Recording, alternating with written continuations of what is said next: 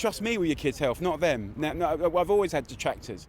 Welcome to WatchMojo UK, and today we'll be counting down our picks for the top 10 times Jamie Oliver pissed off everyone. And this is £1.90. It's 10 pence cheaper. I'm going to do it in half the amount of time. And this is, do you think this is better for you or that? No.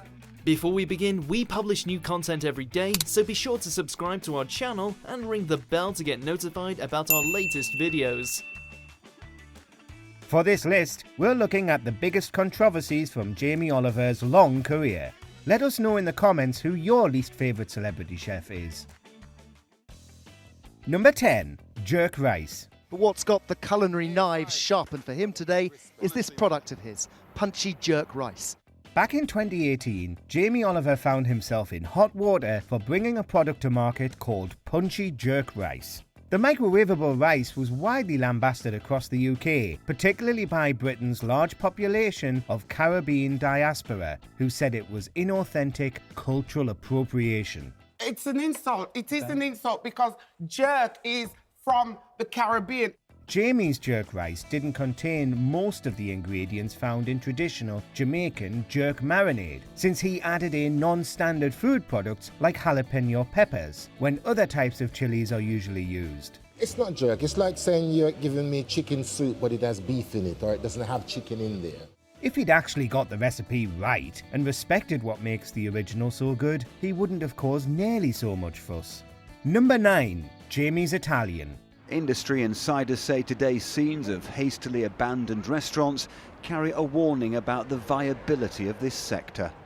Italian food is one of the most consistently popular cuisines the world over, and in 2008, Jamie Oliver opened his own chain of Italian restaurants on the high street. Aptly named Jamie's Italian, the chain eventually grew, with restaurants up and down the UK and abroad. But by 2018, it came out that the chain was in dire financial straits, tens of millions of pounds in debt. Today, from the south coast through to Scotland, the close signs went up. A chain carrying just one name now leaving 1,000 out of work. The problem was that in the wake of the financial crash and amidst the ongoing demise of the British High Street, people weren't going out to eat at his restaurants. Similar chains suffered as well, and many people said the restaurants were still too expensive for what they were to justify a trip. To survive in this industry is really tough. I was very naive at the time.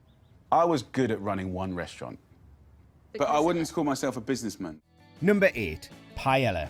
Much like the jerk rice fiasco, Jamie once put out a recipe for his paella with a twist. The twist was that rather than the traditional meat of chicken, his paella had chorizo. This is Jamie Oliver. He's got into trouble because he's come up for a recipe for paella, which the Spaniards don't agree is paella, and so he's got into trouble. This put him on the wrong side of the entire nation of Spain, as paella is widely considered the country's national dish and is certainly an incredibly popular meal. Turns out Spanish people are quite fussy about their food. Here's just one of the comments. Remove the chorizo. We don't negotiate with terrorists. First warning. With almost 50 million Spaniards out there, the whole country united to take Jamie to task on social media in 2016. Some of the abuse was pretty bad, eh? They said, why don't you go and make chicken nuggets out of your own fingers? He hit back, however, saying that traditional paella actually tastes better with chorizo sausage than it did when it was made properly. Just FYI, it tastes better with chorizo. Trust me or don't trust me. But why bother to call it paella at all when you're straying so far from home? Number 7. Sugar tax. Coverage of the budget of 2016, and the standout announcement was the Chancellor announcing a levy on companies that produce sugary, fizzy drinks. The controversial sugar tax came into force in 2018 in a bid to make Brits cut down on their fizzy drink consumption. There are a lot of other ways that children in particular ingest huge amounts of sugar, and I'm thinking of milkshakes and fruit juices in particular. Would you like to see this extended to them? Jamie Oliver was a major advocate of the law to the extent that he actually introduced a sugar levy of his own at his restaurants, charging another 10p for sweetened drinks. This was in 2017, a year before his chain went bust. Clearly, people did stop buying fizzy drinks from him, and they also stopped buying everything else. This is a big moment in child health. I mean, it's a big signal. It's symbolic. The other issue was that many of Oliver's recipes, including those aimed at kids, boasted tremendous amounts of sugar as well. It was a glaring example of his hypocrisy. Trust me with your kids' health, not them. No, I've always had detractors.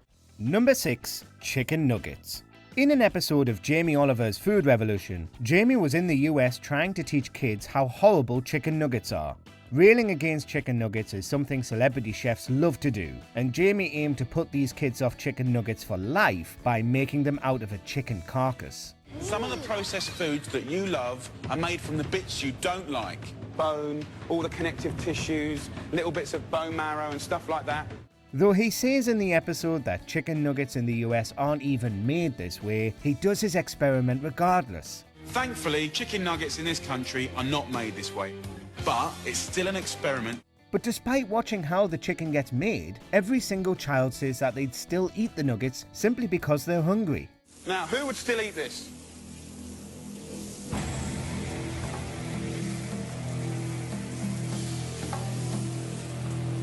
Great. So there you go. The whole experiment failed. Plus, using up the rest of the carcass means less food goes to waste. You'd think Jamie would be all for that. Number 5. Bog off. We're going to make homemade pizza, and I'm going to make it from just store-cupboard ingredients. It's an easy recipe, and you can knock it out in about 15 minutes. This time, Jamie went for the Scottish Government, and it went about as well as you'd expect. In his sights, he had buy one, get one free junk food deals, specifically pizzas, going straight to First Minister Nicola Sturgeon herself to get her to ban 2-for-1 pizzas. Well, basically enough water until it comes together as a dough. Very simple, and a good pinch of salt. 3 ingredients. Like many of his endeavours, Oliver was again criticised for putting forward initiatives that hurt the country's poorest.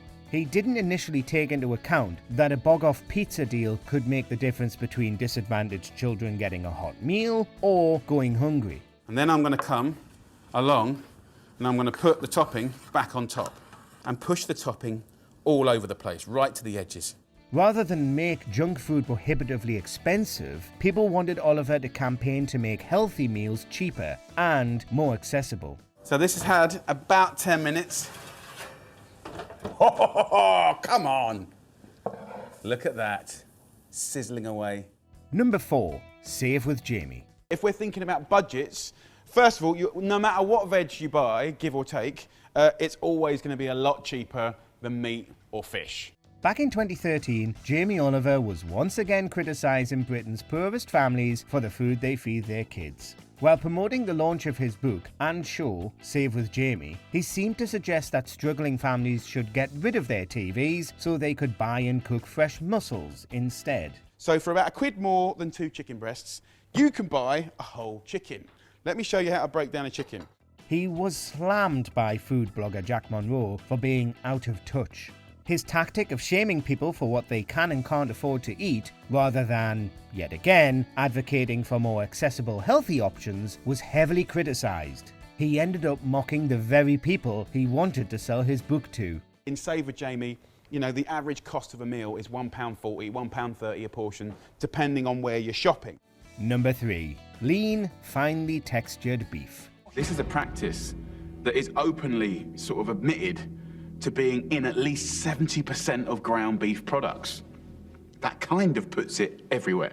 Campaigners against processed food have long enjoyed pointing to pictures of pink slime to show just how unhealthy this food can be, and Jamie Oliver is no exception. Celebrity chef and food activist Jamie Oliver is a man on a mission to stop the use of what he calls pink slime.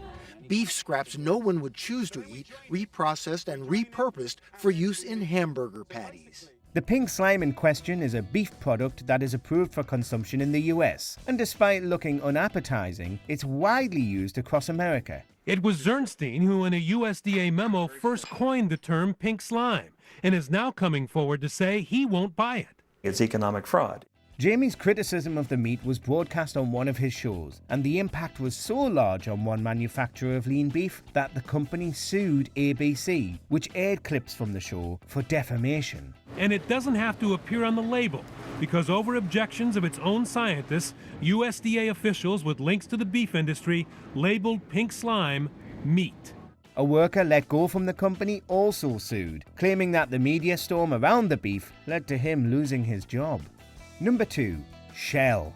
Though Jamie has spent his career promoting fresh, local ingredients to make people healthier and help the environment, in 2018 he signed a lucrative £5 million deal with Shell to launch a new product line. Hey guys, I'm going to show you 3 sandwiches from my range at the Jamie Oliver Deli by Shell. And it starts here with a ham sandwich, but not as you know it. He was widely criticised for partnering up with one of the world's biggest oil companies while also talking about the importance of green energy. The deal was to bring in healthier options at Shell's petrol stations, but this would still have the effect of boosting Shell's profits and public image even more. I want to cut it in half now at a slight angle. And look at that. A beautiful roasted veg Mediterranean wrap with ricotta cheese. Why Jamie thought it was a good idea to do anything to help a petrol giant is anyone's guess. I'm going to make up a batch, take it down to Shell, get them sampled by the customers, and I'll jump out at them at the end and do a nice little surprise. Number 1. School dinners. I would like an apology off you for calling me a big fat scrubber on Top Gear. Did I call you that? Yes, sure did.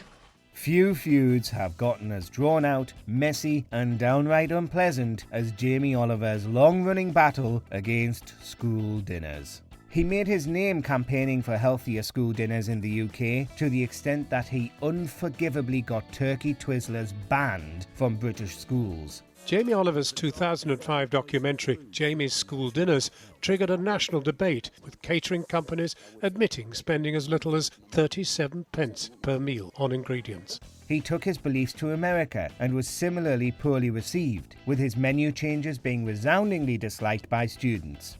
Getting kids to eat healthy is a noble goal, but he's never gone about it right. The healthy food he convinces schools to serve just isn't tasty. So 60% of the schools that actually embrace this. Yeah. A whole generation of British kids grew up hating Oliver for his infamous menu overhauls. I mean, sometimes you can be a bit pompous. You really can. Do you agree with our picks? Check out this other recent clip from WatchMojo UK and be sure to subscribe and ring the bell to be notified about our latest videos.